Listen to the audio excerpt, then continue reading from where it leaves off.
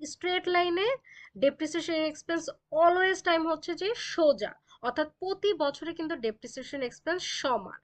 তাহলে এইটার মানে আপনি যদি এই মেথডটা ফলো করেন তার মানে ডেপ্রিসিয়েশন এক্সপেন্সের যেই ইনকাম স্টেটমেন্টের যে ইফেক্টটা সেটা কিন্তু একই রকম হবে।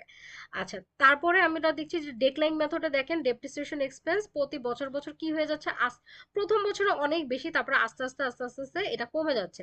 তাহলে ডেপ্রিসিয়েশন এক্সপেন্স যদি আস্তে আস্তে আস্তে আস্তে কমে যায় তার মানে হচ্ছে যে ডেপ্রিসিয়েশন এক্সপেন্স কমে যাওয়া মানে হচ্ছে যে প্রফিট বেড়ে যাওয়া। অর্থাৎ এই মেথডটা যদি আপনি ফলো করেন, অর্থাৎ ডেক্লাইন ব্যালেন্স যদি আপনি ফলো করেন, তাহলে আপনার যে ইউজফুল লাইফটা আছে আস্তে আস্তে আপনার হচ্ছে যে ডেপ্রিসিয়েশন এক্সপেন্স প্রতি বছর থেকে পরের বছরটা কমতে থাকবে এবং হচ্ছে প্রফিট বাড়তে থাকবে। এবং ইউনিট অফ অ্যাক্টিভিটি যদি দেখি, এটা হচ্ছে যে আবার হচ্ছে কখনো বাড়ছে কখনো কমছে। তাহলে কখনো বাড়ছে এবং কখনো কমছে যদি হয় তাহলে স্বাভাবিকভাবে যখন ডেপ্রিসিয়েশন